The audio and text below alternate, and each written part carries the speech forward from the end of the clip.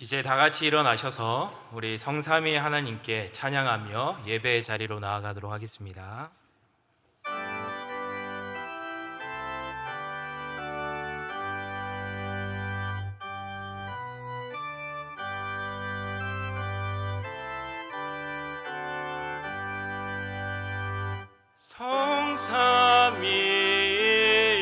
성삼위일체께 한없는 찬송을 드립니다. 존귀한 주님을 영광 중매없고 영원히 모시게 하옵소서.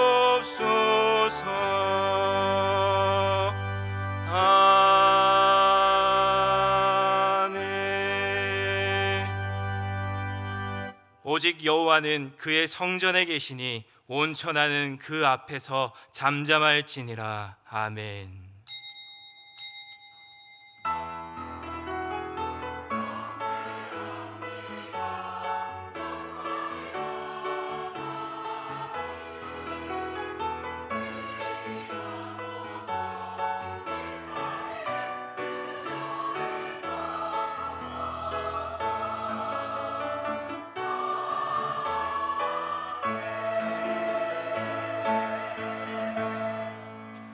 오직 영광을 받으시기에 합당하신 우리 하나님을 찬양하며 경배합니다. 이 시간 하나님의 자녀들이 마음과 정성과 뜻을 모아 예배를 드리오니 우리 예배를 기쁘게 받아 주시옵소서. 예수님의 이름으로 기원하옵나이다. 아멘. 우리 찬송가 32장 함께 찬양하도록 하시겠습니다.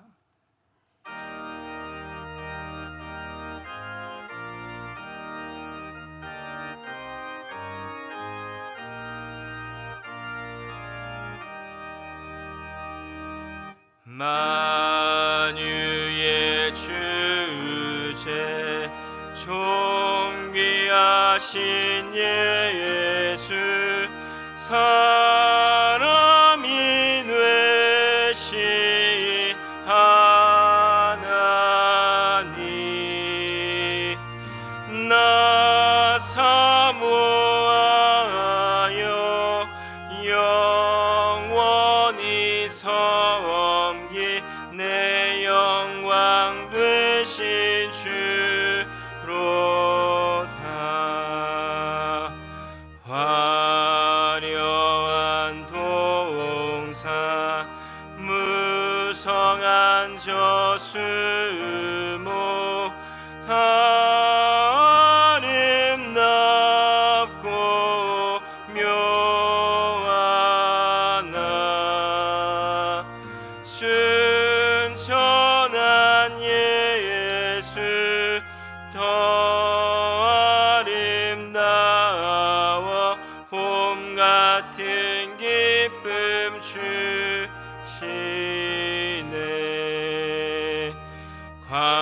광명한 해와 명랑한 저 달빛 수많은 별들 빛나나 주 예수 빛은 더 찬란하여 참 비교할 수 없도다.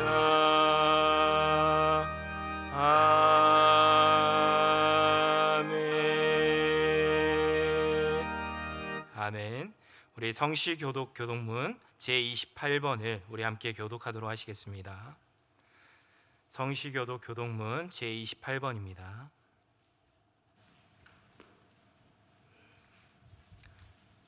하나님이여 주는 나의 하나님이시라. 내가 간절히 주를 찾되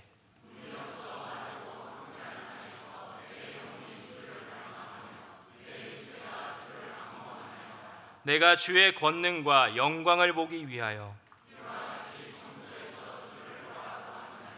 주의 인자하심이 생명보다 나음으로 이러므로 나의 평생에 주를 송축하며 골수와 기름진 것을 먹음과 같이 나의 입이 기쁜 입술로 주를 찬송하되 내가 나의 침상에서 주를 기억하며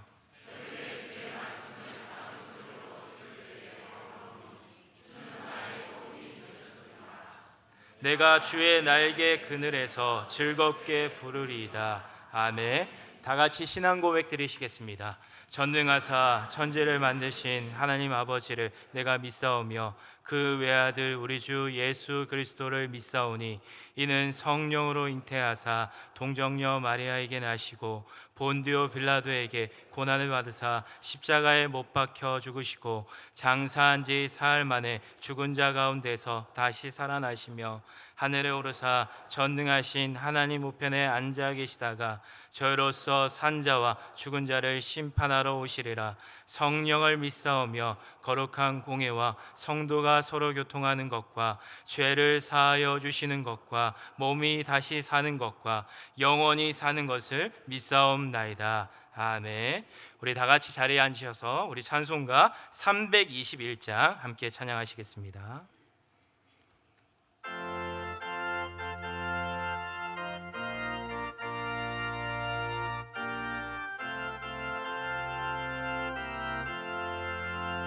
날 대속하신 예수께 내 생명 모두 드리니 늘 진실하게 하소서. 내 구주 예수여 나 구주 위에 살리라. 내 기쁨 한량 없으니 내 갈 길이 도와소서.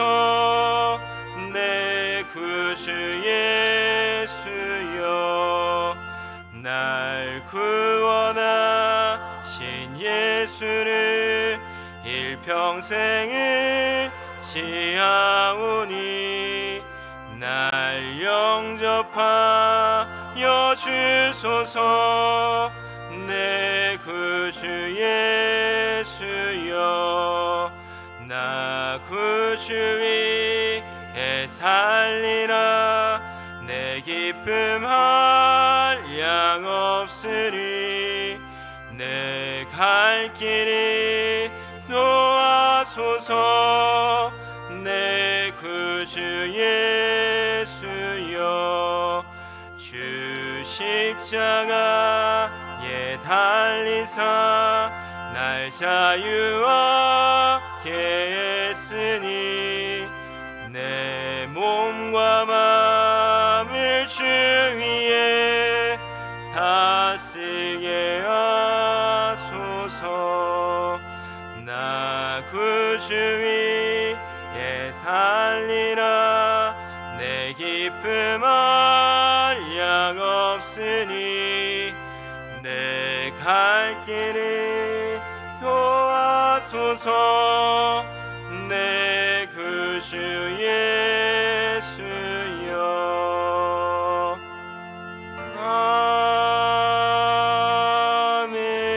아멘. 아멘. 이 시간 백이용 장로님 나오셔서 우리를 대표해서 기도해 주시겠습니다.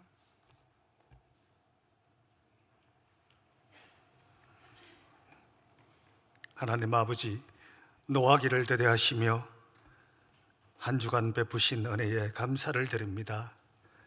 하늘을 두루마리 삼고 바다를 먹물 삼아도 다 형언할 수 없는 하나님의 무한한 사랑을 찬미하고 찬양합니다.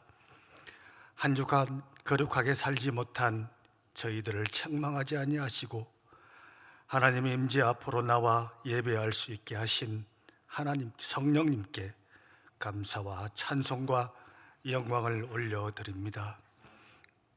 예배하는 이 시간 우리의 눈을 들어 하늘의 영광을 바라보게 하시어 각자의 입술로 참여하기를 소원합니다.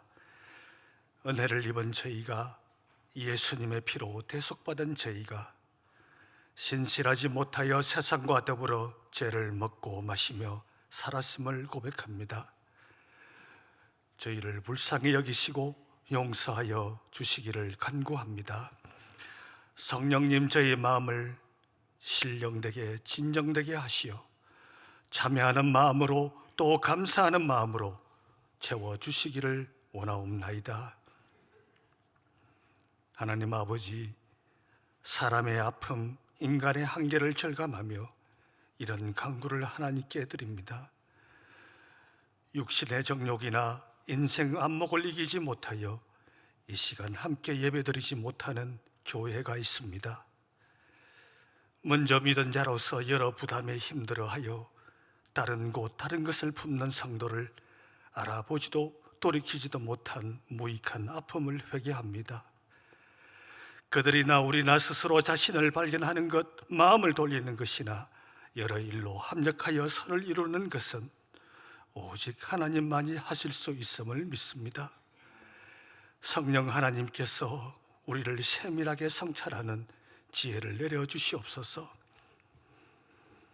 79년 전 강탈된 국권이 회복된 날을 기념하며 이를 이루신 하나님께 감사드립니다. 애굽에 있는 백성의 고통의 소리를 들으셔서 역사를 이루신 것과 같이 숱한 피와 생명이 꺼져가는 소리에 응답하신 하나님의 역사인 줄로 저희는 믿습니다. 게다가 남유다 북이스라엘 같은 대치가 언제 어떻게 어떤 일로 하나님의 역사로 나타낼 증거로 상상하면 분단도 전적으로 의탁할 수밖에 없음을 깨닫습니다. 하나님 아버지, 자유를 잃어 하나님을 부르짖지 못하는 그 눈물이, 그 기도가 애굽의 백성들 그 고통 소리만큼 바벨론 강가에 그 탄식 슬픔만큼 쌓여 있지 않습니까? 체제 위에, 총칼 위에 하나님의 계심을 속히 보여주시기를 원합니다. 주의 사자의 강건함을 세워주시기를 간절히 원합니다. 교회의 머리는 하나님이시나 진주 세금산 교회를 대리하는 이는 주의 사자입니다. 아말렉과 전투에서 반석 위에 앉은 지도자 모세가 있고 좌우 팔을 받쳐준 아론과 훌이 있고 모세의 손을 보며 따르는 여호수아 백성 모두가 있었기에 승리하였습니다. 주의 사자를 향한 세금산 교회 성도들의 반석 같은 신뢰가 있고 팔을 잡아주는 장로님의 든든함이 있고 감당해내는 사자의 육신의 강건함이 이 세금산 교회에 절실히 필요합니다. 반석 같은 성도 장로님의 든든함 속에 주의 사자의 피도 혈관의 소통도 심장과 호흡으로 온 지체에 전달되게 회복시켜 주시옵소서.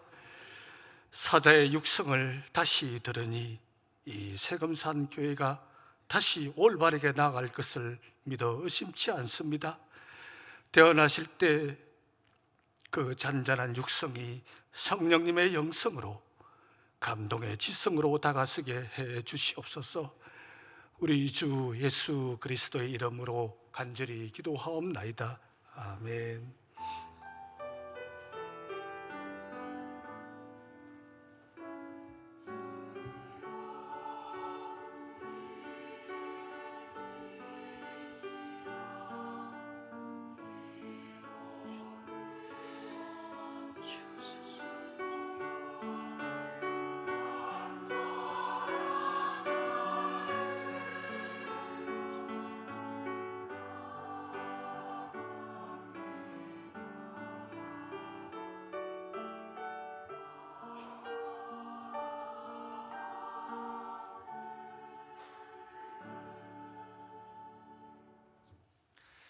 이 시간 우리에게 주신 하나님의 말씀은 사도행전 24장 10절부터 23절까지의 말씀을 함께 보도록 하겠습니다. 사도행전 24장 10절부터 23절까지의 말씀입니다. 찾으시면 우리 교독하도록 하시겠습니다. 사도행전 24장 10절부터 23절까지의 말씀, 10절 제가 먼저 읽겠습니다. 총독이 바울에게 머리로 표시하여 말하라 하니 그가 대답하되 당신이 여러 해 전부터 이 민족의 재판장이 된 것을 내가 알고 내 사건에 대하여 기꺼이 변명하나이다.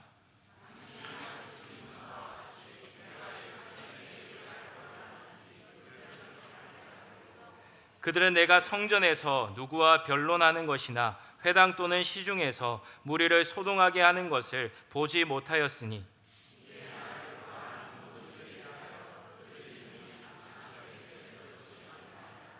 그러나 이것을 당신께 고백하리이다. 나는 그들이 이단이라 하는 도를 따라 조상의 하나님을 섬기고 율법과 선지자들의 글에 기록된 것을 다 믿으며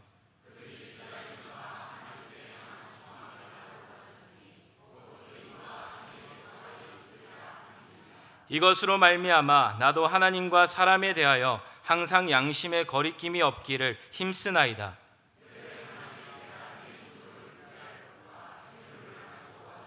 드리는 중에 내가 결례를 행하였고 모임도 없고 소동도 없이 성전에 있는 것을 그들이 보았나이다. 그러나 아시아로부터 온 어떤 유대인들이 있었으니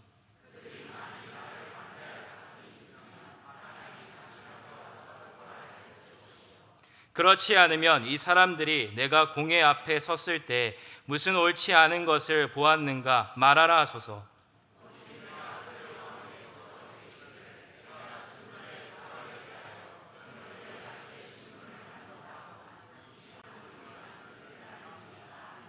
벨릭스가 이 도에 관한 것을 더 자세히 아는 고로 연기하여 이르되 천부장 루시아가 내려오거든 너희 일을 처결하리라 하고 백부장에 명하여 바울을 지키되 자유를 주고 그의 친구들이 그를 돌보아 주는 것을 금하지 말라 하니라. 아멘.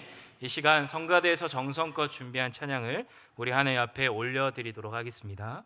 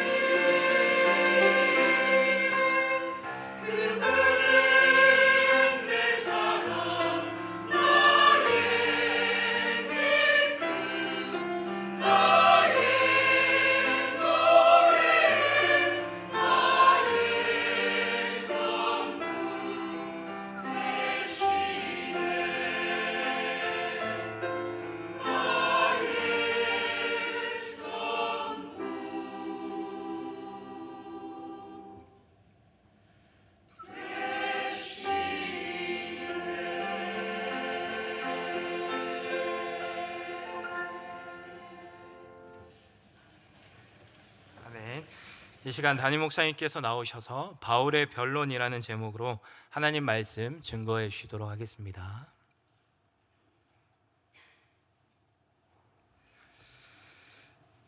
오늘 아침에 교회를 오기 위해서 엘리베이터를 탔는데 거기 어떤 분이 좀 있다가 타셨어요. 거기 보니까 이렇게 날씨가 더운데 어디 운동하러 가신 것 같았습니다. 등산을 하려는지 옷차림새가 그런 옷차림새를 가지고 탔는데 이 아파트에 제가 산 지가 한 10여 년 되니까요. 그분을 본 지도 한 10여 년이 된 것 같은데 제 마음에 그런 생각이 듭니다. 저렇게 열심히 이 무더운 날에 집에 쉬지도 않고 오전부터 운동하러 저 산으로 올라가고 그렇게 하는데 저분이 그 10년 사이에 많이 늙으셨구나. 여러분, 아무리 열심히 운동해도 늙습니다. 아무리 좋은 음식을 먹어도 세월 가면 늙습니다. 그게 우리의 인생이고 우리의 삶입니다. 그런데 그 늙음 너머에 우리가 결국 인생에게 있어서 찾아오게 되는 그 허무함을 극복하게 만드는 것은 영원히 산다는 부활입니다. 영원한 생명이 우리에게 있다는 겁니다. 그 생명을 믿고 바라보고 그 안에서 오늘도 이 복된 날 여러분들이 이 자리에 함께 하신다는 것이 얼마나 귀하고 소망이 있는 일인가. 제 마음에 감동이 물밀듯이 밀려옵니다. 우리는 죽어도 사는 진리를 믿는 하나님의 사람인 것입니다. 사도행전 24장을 지난번에 1절부터 9절까지 보고 또 몇 주가 지나서 오늘 이렇게 이 말씀을 같이 보게 됩니다. 그 앞에는 바울 사도의 죄를 정하려는 더들로의 변호사 더들로의 고발 내용이 있었고, 오늘 우리가 읽은 이 말씀에는 그 고발 내용에 대해서 변론하는 바울 사도의 이 변론입니다. 그래서 바울의 변론이라는 제목으로 오늘 이 시간 같이 말씀을 나누고자 합니다. 우리가 정말 사실만 말한다면 법정에서 일어나는 끝도 없는 공방도 많이 줄어들 것이라고 생각됩니다. 그렇지만은 사실과 진리만을 말하겠다고 재판관 앞에서 아무리 선서를 하고 말해도 피고나 원고의 주장이 서로 평행선을 달리는 이유가 무엇이겠습니까? 아마도 자기에게 유리한 것들만 말하기 때문이 아니겠습니까? 그렇다면 자신의 입장에서는 사실을 말하는 것이라고 볼 수 있지만은 다른 사람이 보기에는 반쪽 진실이 되는 경우가 많은 것입니다. 총독 벨릭스 앞에서 변호사 더들로가 바울을 고발하는 내용도 반쪽 진실이었습니다. 5절과 6절에 보면 우리가 보니 이 사람은 전염병 같은 자라 천하에 흩어진 유대인들을 다 소유하게 하는 자요 나사렛 이단의 우두머리라. 그가 또 성전을 더럽게 하려 함으로 우리가 잡아싸우니 했습니다. 더들로가 설득력 있게 말했는지 함께 있던 유대인들도 더들로의 말이 옳다고 주장하며 그의 주장에 힘을 실어주었습니다.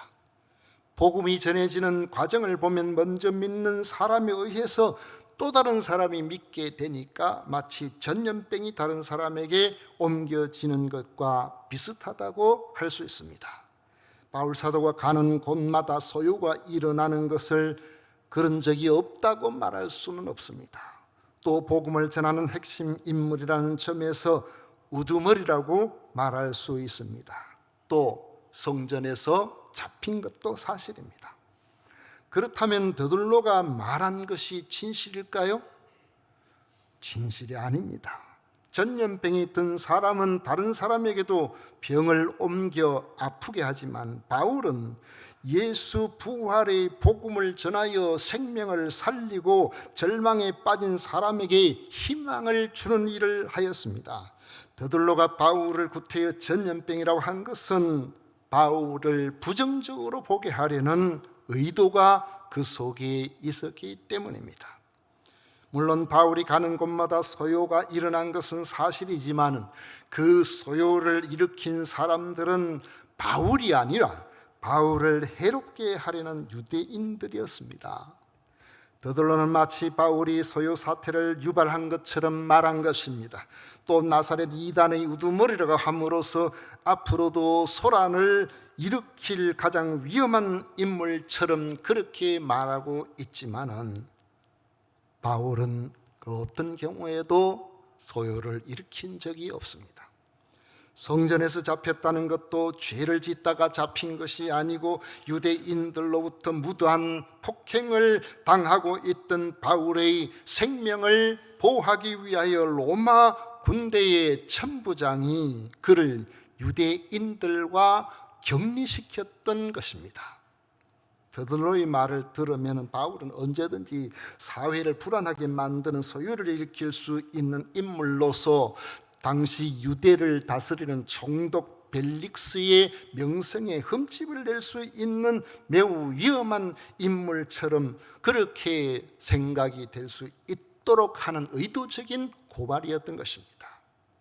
더들로의 고발을 다 들은 벨릭스는 이제 바울에게도 변론할 기회를 주었습니다. 벨릭스는 아주 그만한 그런 태도로 머리로 표시하면서 바울에게 할 말이 있으면 말해보라고 그렇게 했습니다. 이에 바울은 담담하게 자기의 변론을 10절부터 펼치고 있는 것을 볼 수 있습니다.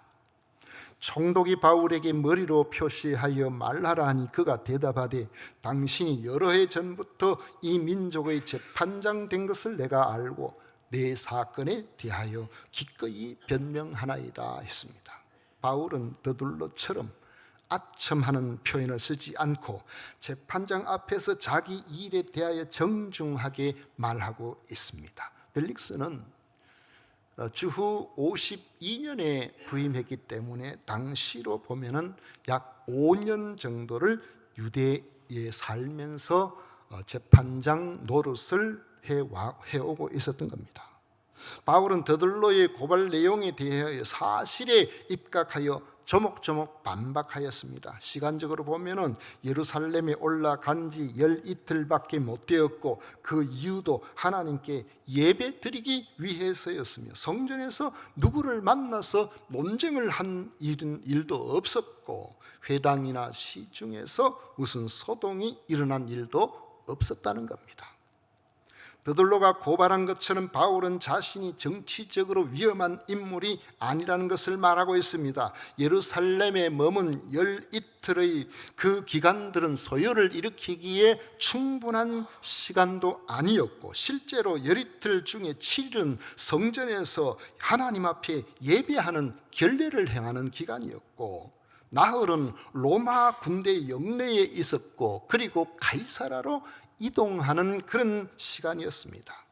만약 무슨 소동이 있었다면 즉각 총독에게 보고가 되었을 터인데 그렇지 않다는 것은 변호사 더들로의 고발이 무고한 고발이었다는 주장인 것입니다.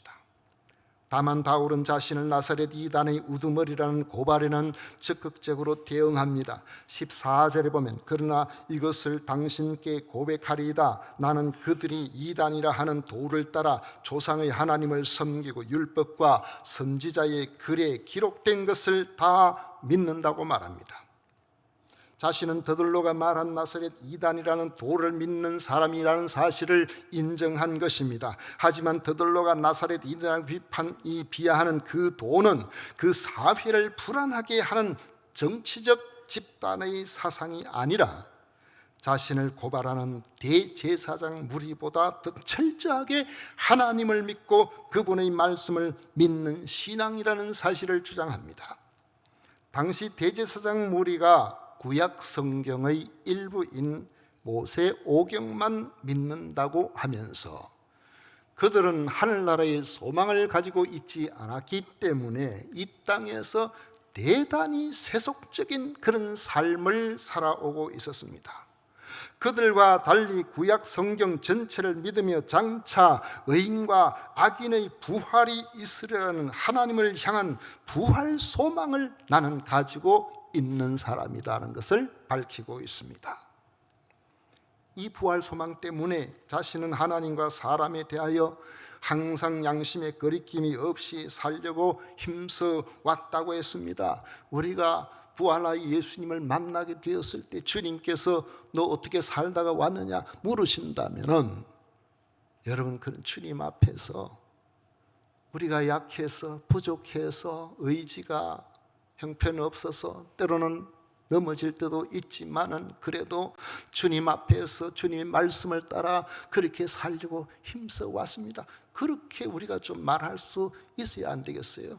그래서 이 땅에서 그래도 부끄럽지 않게 살려고 다른 사람에게나 하나님 앞에 양심의 거리낌이 없이 살려고 우리가 힘쓰고 애쓰고 있지 않겠습니까? 이런 부활에 대한 소망이 너무나 간절하고 진실하였기 때문에 더들로나 대제사장 무리처럼 뇌물을 받고 아첨이나 하는 그런 무리와는 다르다는 것입니다. 여러분, 예수님을 그리스도로 믿는다고 하면서도 그저 쉽게 거짓말이나 하고 다른 사람을 힘들게 하고 그렇게 한다고 하면 그런 사람의 믿음은 진실한 믿음이라고 말할 수가 없는 겁니다. 안 믿는 사람들이 그렇게 이야기하죠. 저 사람들은 예수 믿는다고 하는 것 진짜 편리하고 좋다고, 저렇게 죄를 짓고도 교회 가서 하나님 용서해 주세요 하면 다 용서를 받는다는 그런 우리가 비난을 받는데, 사실은 우리가 연약함으로 넘어져서 그런 경우가 있다면은 그건 우리 주님께서 우리를 용서해 주시겠지만은 의도적이고 고의적으로 우리가 자신의 유익을 위하여 헛된 죄를 짓는다면 그 사람은 구원받은 사람이라고 말할 수가 없는 것입니다. 우리가 그 사람의 믿음을 어떻게 진실한 믿음이라고 말할 수가 있겠습니까?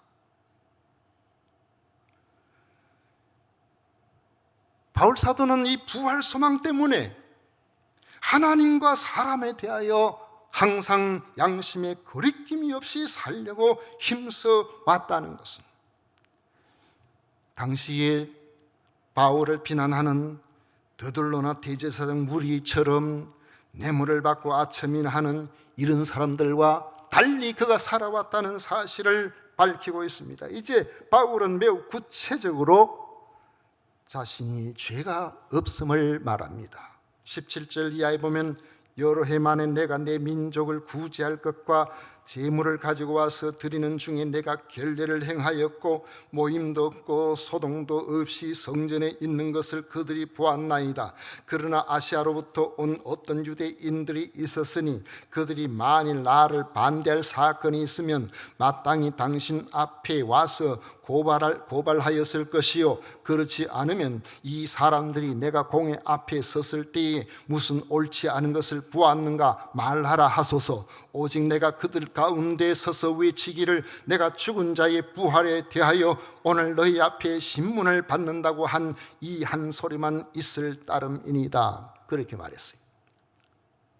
바울이 어떻게 이렇게 청산유수와 같이 말할 수가 있었을까요? 이것은 바울이 겪었던 일이요, 바울이 지금 말하고 있는 것은 사실이기 때문에 그렇습니다.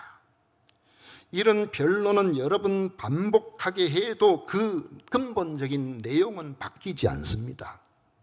간혹 예전에 말이죠, 진주시에 무슨 기독교 연합회 무슨 그 부활절 같은 데인데 그런 거 있을 때에 시장님이 축사하실 때가 있었어요. 지금 시장 말고.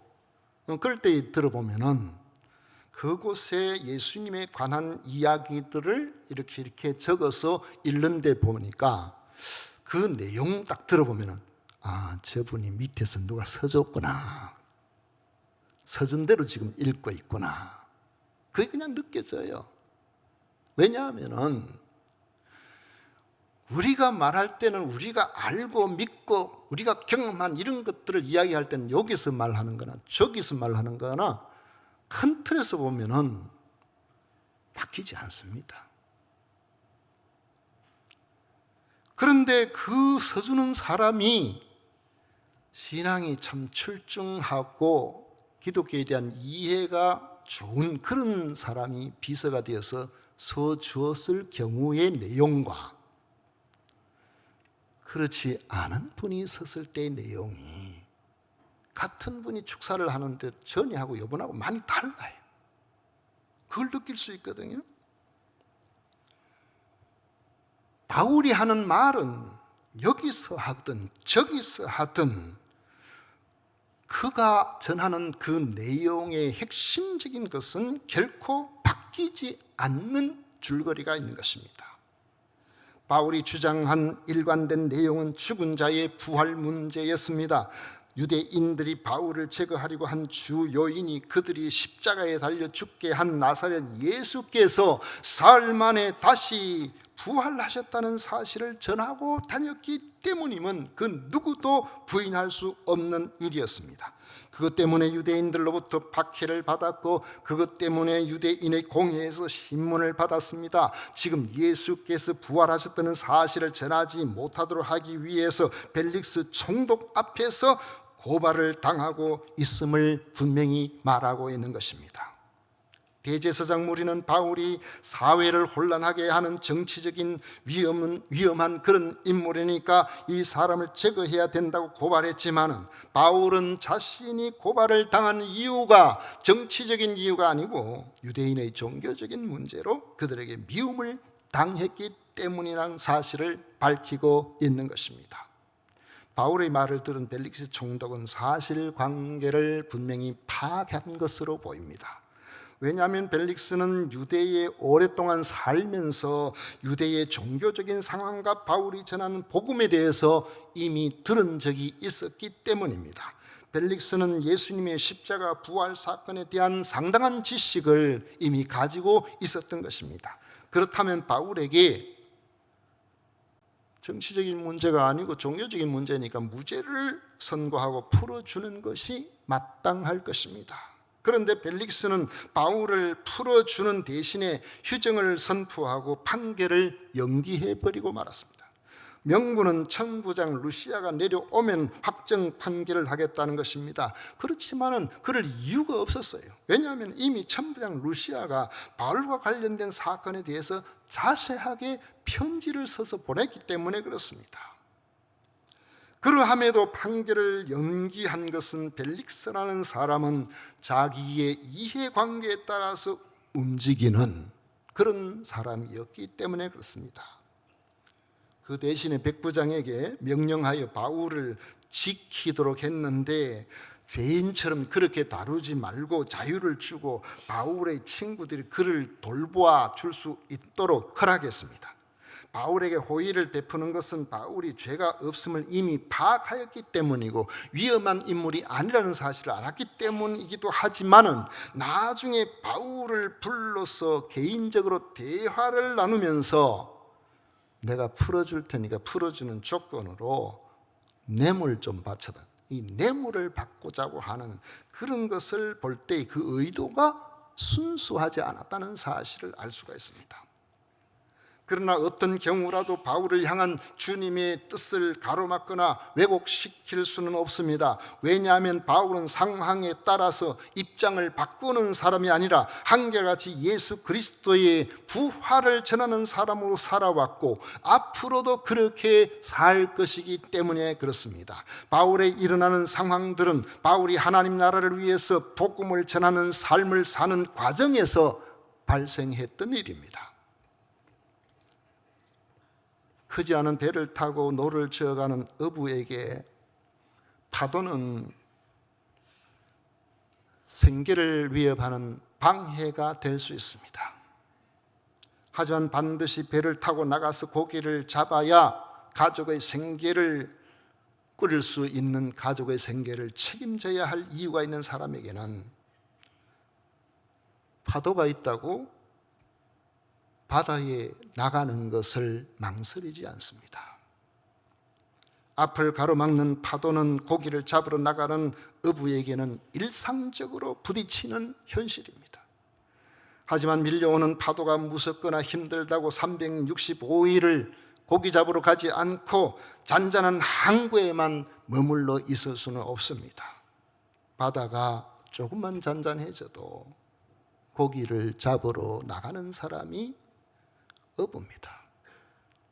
중세 암흑시대를 벗어나게 한 종교 계획자들에게 지대한 영감을 준 4세기의 위대한 교부 어거스틴은 그의 저서 신국론에서 세상 역사는 에덴 동산에서부터 시작하여 하나님의 도성과 지상의 도성의 끝없는 투쟁 속에서 진행되어 왔다고 보았습니다. 새 예루살렘에 이르기까지 역사는 하나님의 섭리에 의해서 움직여진다는 창조에서 종말에 이르기까지 목적론적이고 직선론적이며 마지막이 있다는 종말론적인 역사관을 가르쳐 주었습니다. 거기에는 예수 그리스도의 십자가와 부활에 대한 믿음으로 말미암은 승리가 전제되어 있는 것입니다. 대제사장 무리 같은 자들은 악한 꾀를 동원하여 예수님의 부활을 전하는 바울을 죽이려고 하고, 벨릭스 총독 같은 자는 어리석은 처지에 있는 사람들을 이용하여 자기 배를 불리려고 하지만 바울은 부활하신 예수 그리스도가 전파됨으로 죄인들로 하여금 사탄과 죄악의 지배에서 벗어나 결국에는 하나님의 도성이 승리하게 됨을 알기 때문에 파도가 거칠게 밀려와도 그가 가는 길에 묵묵하게 노를 저어가는 것입니다. 주님은 나로 말미암지 않고는 아버지께로 올 자가 없다고 하셨습니다. 사도 베드로는 다른 이로서는 구원을 받을 수 없나니 천하 사람 중에 구원을 받을 만한 다른 이름을 우리에게 주신 일이 없다고 말했습니다. 예수께서 이를 위해 오셨고, 이를 위해 십자가를 지셨고, 이를 위해 부활하셨기 때문에 그렇습니다. 성도는 이 사실을 믿는 사람입니다. 이 사실을 아는 성도는 바울처럼 예수님의 부활 신앙을 전하며 살려고 하는 사람입니다. 틈만 생기면 전할 기회를 노리는 사람이 성도예요. 아무리 파도가 밀려와도 부딪혀도 전진하려고 하는 사람이 성도인 것입니다. 하나님의 뜻을 거부하는 지상의 도성과 끊임없는 투쟁이 우리에게 있을 수밖에 없지만은 결국에는 하나님의 도성이 승리하게 되어 있습니다. 그래서 우리 그리스도인들을 보세요. 우리 그리스도인들이요, 안 믿는 사람과 비슷하게 사는 것처럼 보이지만은 우리의 생명이 하나님 앞에 우리의 한정을 짓게 되는 그날에 보면은 하나같이 얼굴이 환해요. 왜 그럴까요? 우리 앞에 놓여 있는 하나님 나라가 있고 우리는 죽어도 사는 부활의 사람이었기 때문에 그런 것입니다. 이것을 믿기 때문에 그런 거예요. 말씀을 맺도록 하겠습니다. 우리가 만나는 상황이 어렵다고 너무 민감하게 반응하는 것은 우리 그리스도인에게는 합당하지 않습니다. 유혹이 우리를 힘들게 할 수 있습니다. 시련이 우리를 어렵게 만들 수도 있습니다. 그러나 어떤 상황에서도 내가 믿는 이 부활의 진리, 예수 그리스도를 통해서 오는 그 십자가와 부활의 진리 위에 우리가 굳게 서서 바울처럼 담대하게 선포하며 살기로 우리는 결심해야 하는 것입니다. 그리하면 우리가 믿는 주님은 반드시 우리의 삶을 주도적이고 승리하도록 그렇게 만들어 주시는 것입니다. 이런 믿음의 용사들이 바로 바울이고 바로 우리들이 되어야 하는 것입니다. 여러분, 죽어도 사는 이 진리, 이 부활의 소망을 우리가 가지고 있다는 이 놀라운 사실을 오늘 바울이 바로 이것을 가지고 벨릭스 앞에 담대하게 말하고 있는 이 그의 담대함이 어디서 왔는지를 한번 생각해 보시고, 여러분들도 부활의 사람이라는 것을 날마다 스스로에게 확인하며 살아가는 이런 성도가 되시기를 주의 이름으로 축원을 드립니다. 기도하겠습니다. 고마우신 하나님 아버지, 주의 은혜를 감사드립니다. 아버지 하나님, 세상에서 멋들에게 사는 그런 사람이라고 할지라도 그 마지막이 아름다운 사람은 많지 않은 것을 볼 수 있습니다. 그러나 우리에게 있어서는 예수 그리스도의 부활이 나의 부활임을 믿는 그 믿음 때문에 아버지의 절망이 변하여 소망이 되는 것을 저희들은 잘 압니다. 오늘도 이 소망 때문에 주님 앞에 나왔습니다. 이 믿음을 확고하게 부여잡고 살아가는 우리 모든 승리하는 성도들이 되게 하여 주옵소서. 결국 이기고야만은 우리의 믿음의 전투를 끝까지 잘 감당하는 모든 성도들이 되게 하여 주옵소서. 예수님 이름으로 기도하옵나이다. 아멘.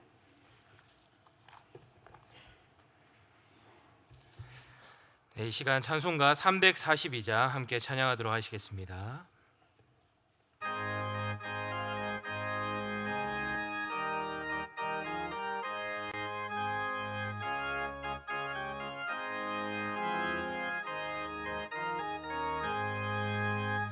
너 시험을 당해 죄, 너 용기를 다해 못 물리치라. 너 시험을 이겨 새 힘을 얻고 주 예수를 믿어 늘 승리하라. 우리 구주의 힘과 그의 위로를 빌라. 주님 내 편에 서서 항상 도우시니 내 친구를 삼가 잘 선택하고 너 언행을 삼가 늘 조심하라. 너 열심을 다해 늘 충성하고 온 정성을 다해 주 봉사하라. 우리 구주의 힘과 그의 위로를 빌라. 주님 내 편에 서서 항상 도우시니 잘 이기는 자는 상 받으리니 너 낙심치 말고 늘 전진하라. 내 구세주 예수 힘 주시리니 주 예수를 믿어 늘 승리하라. 우리 구주의 힘과 그의 위로를 빌라. 주님 내 편에 서서 항상 도우시니.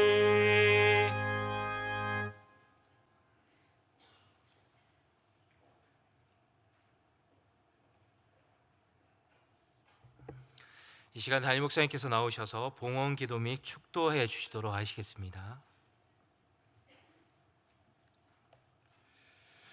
우리 하나님을 찬양합니다. 저희들을 무엇보시고 이렇게 사랑하셔서 죽음도 이기지 못하는 믿음, 온전한 부활의 소망을 허락해 주심으로 오늘도 주님 앞에 나와 승리를 노래하며 예배할 수 있도록 해주시는지 그 은혜에 진심으로 감사드립니다. 아버지 하나님, 주 앞에 나올 때에 하나님께서 우리에게 허락하신 것, 아버지와 피와 땀과 눈물로 수고하고 얻은 소득 가운데 우리 하나님께서 주셨음을 고백하며 소득의 10분의 1과 여러 감사의 제목과 아버지 하나님 주 앞에 선교 헌금 건축 헌금 주의를 정성껏 구별하여 드립니다. 드린 손길들마다 한없는 은혜로 채워주시고 하늘 창을 여셔서 넘치도록 부어 주옵소서. 귀한 예물이 쓰이는 곳곳마다 영혼 구원의 역사가 일어나고 주의 교회가 왕성하게 하여 주옵소서. 아버지 하나님, 생일 감사 헌금 드린 이들 있습니다. 신북도 권사님, 김경년 안수집사님, 김경준 형제, 곽은민 학생, 아버지 하나님, 저들을 1년 동안 주님께서 지켜주셨는데 또 건강하게 1년을 살아갈 수 있도록 저들의 신혼을 붙들어 주옵소서. 아버지 하나님, 마정열 안수집사님, 김명진 권사님 결혼 기념일을 맞이하여 감사의 예물을 드립니다. 행복하고 복된 결혼 생활을 잘하여 믿지 않는 주변의 사람들이나 사랑하는 자녀들, 남매들이 결혼에 대한 소망과 꿈으로 가득하게 하여 주옵소서. 남은 생에도 행복하게 살아갈 수 있도록 인도하여 주시옵소서. 오늘도 주님 앞에 나와 성도 섬기는 일을 기쁨으로 알고 최선을 다하는 이들을 위로하여 주시고 하늘을 소망이 가득하게 하시고 저들의 삶에 하나님 주시는 은혜로 충만케 하여 주옵소서. 예수님 이름으로 축복하며 기도하옵나이다. 아멘. 지금 우리 구주 예수 그리스도의 은혜와 하나님 아버지의 놀라우신 사랑과 성령 하나님의 교통하심이 영원한 부활을 소망하며 주님 앞에 나와 예배하는 우리 모든 성도들 위해 영원토록 함께 있을지어다. 아멘.